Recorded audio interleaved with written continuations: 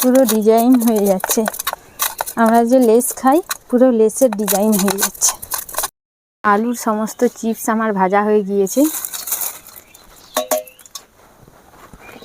দেখতে দেখুন কি দারুণ লাগছে, পুরো মুচমুচে হয়েছে। দেখুন দোকানের মতো হয়েছে তো। আমার পুরো ভিডিও আপনারা দেখতে থাকুন। আর ফেসবুক পেজ থেকে যদি দেখেন পেজটি ফলো করবেন, আর ইউটিউব চ্যানেল থেকে দেখলে চ্যানেলটি সাবস্ক্রাইব করবেন। নমস্কার বন্ধুরা, পুতুলের রান্নাঘরে আপনাদেরকে স্বাগত জানাই। আজকে আমার রান্নাঘরে আলুর চিপস বানাবো। আলুর চিপস বানাতে এই যে দেখুন আলু নিয়েছি, একেবারে সহজ পদ্ধতিতে বানাবো। আপনারা যে দোকানে আলুর চিপস খান পুরো একই রকমভাবেই আমি আলুর চিপস বানাবো। আর এখন আলুর তো দাম খুব একবারে সস্তায়, এরকম চিপস বানিয়ে খাবেন, দেখবেন খুব ভালো লাগবে। আর আমার ভিডিওটি প্রথম থেকে শেষ পর্যন্ত আপনারা দেখতে থাকুন।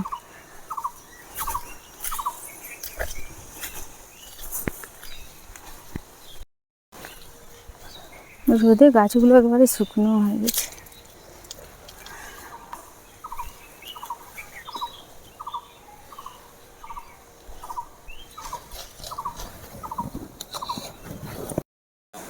বাজারে এখন নতুন আলু বেরিয়েছে, দেখুন নতুন আলুই নিয়েছি, বড় বড় সাইজের নিয়েছি। এবারের খোসাটা ছাড়িয়ে দেব।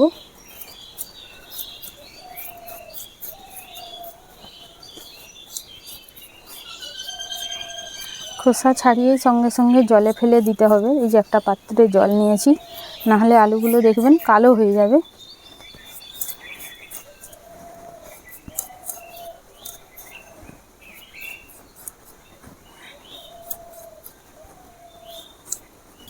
এই যে একটা ছাড়ানো হয়ে গেলে এবার আমি জলে ফেলে দেব। এভাবে আমি সমস্ত আলুগুলো ছাড়িয়ে নেব। এইগুলো হলেই আমার হয়ে যাবে, আর আমি ছাড়াবো না। এবারে আমি আলুগুলো ধুয়ে জল থেকে আর একটা পাত্রে তুলে দেব।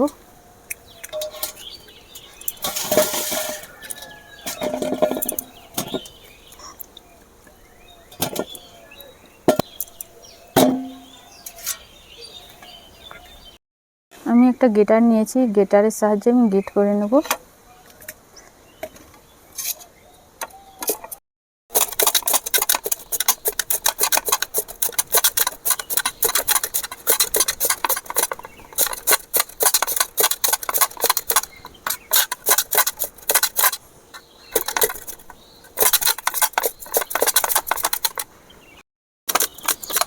কত সুন্দর হচ্ছে দেখুন।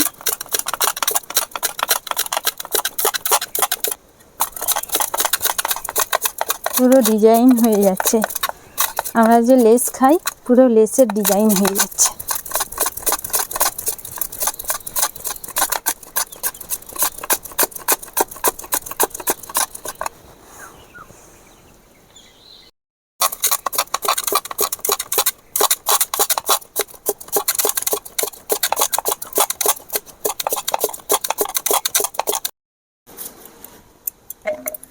গ্রেটারের সাহায্যে আমি সমস্ত আলু গ্রেট করে নিয়েছি।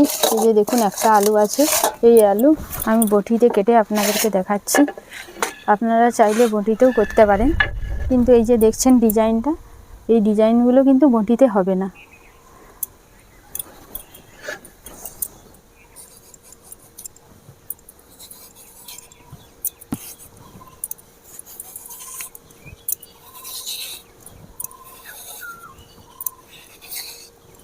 বটিতে দেখুন এভাবে পাতলা পাতলা করে কাটতে হবে, বেশি মোটা কাটলে কিন্তু হবে না। এই যে দেখুন একটা লেবুকে এভাবে আমি কেটে নিয়েছি।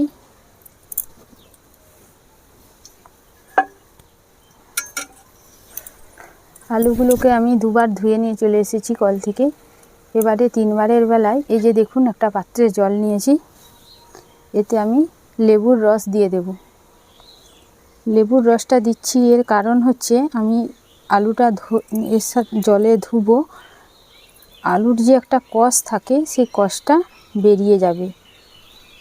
আর আলুগুলো যখন ভাজবো, আলুর চিপসগুলো সেগুলো একবারে সাদা হবে, দেখতে দারুণ লাগবে।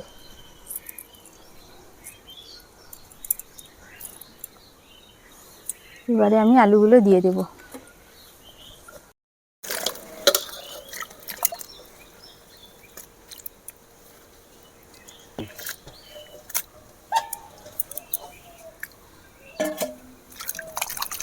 1 থেকে 2 মিনিট এই জলে আমি এভাবে রেখে দেব।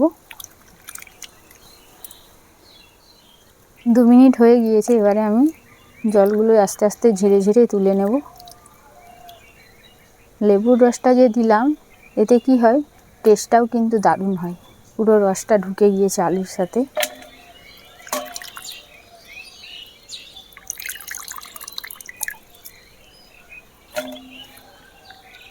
এভাবে সমস্ত আলু আমি জল থেকে ছেঁকে নেব। একটা পালি নিয়েছি, দেখুন এই পালিতে আমি ভালো করে আরও জলটা ঝাড়িয়ে নেব।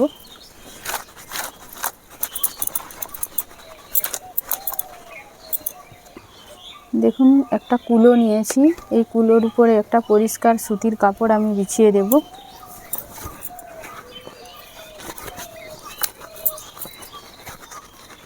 এবারে আমি আলুগুলো দিয়ে দেব। জলগুলো যাতে একেবারে শুকনো হয়ে যায় সেই জন্য আমি এভাবে মিলে দিচ্ছি।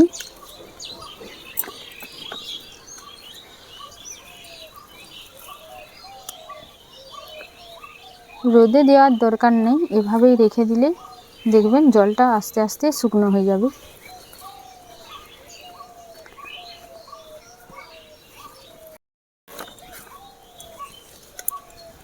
সমস্ত আলু এভাবে আমি মিলিয়ে দিয়েছি। এভাবে 10 থেকে 15 মিনিট এরকম থাকবে, তারপরে আলুগুলো আমি তুলে নেব। এর উপরগুলো এভাবে আমি কাপড়টা ঢাকা দিয়ে দেব, তাহলে জলটা দেখবেন টেনে নেবে।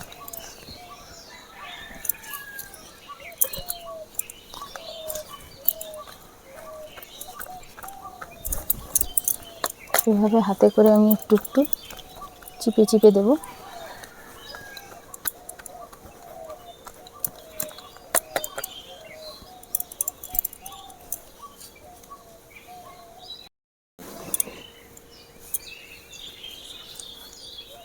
জলটা দেখুন পুরোটাই শুকনো হয়ে গিয়েছে।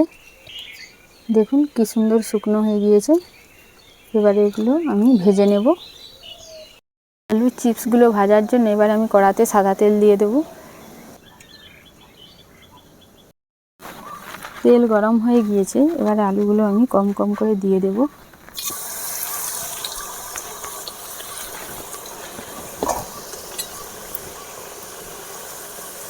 এবারে আমি তুলে নেব।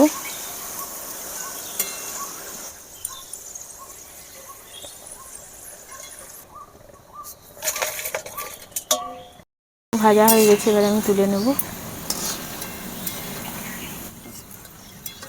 আমি একটু লাল করে ভেজেছি, লাল করে ভাজার কারণ খেতে ভালো লাগবে বলে।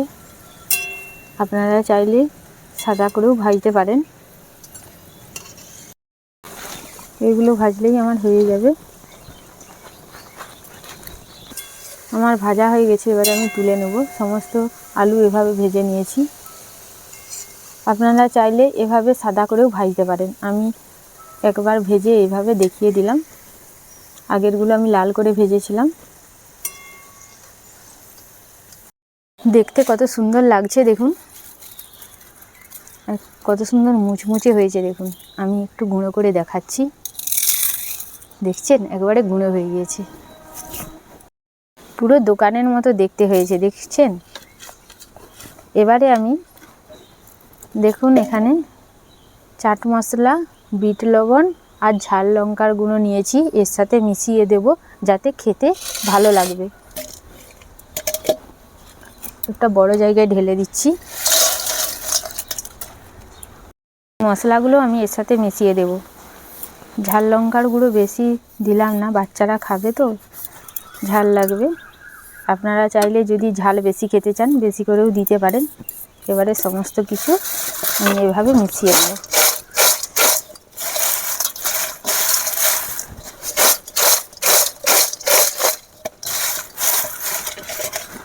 এভাবে সমস্ত মিশিয়ে নিতে নিতে কি সুন্দর একটা সেন্ট বেরিয়েছে জানেন তো।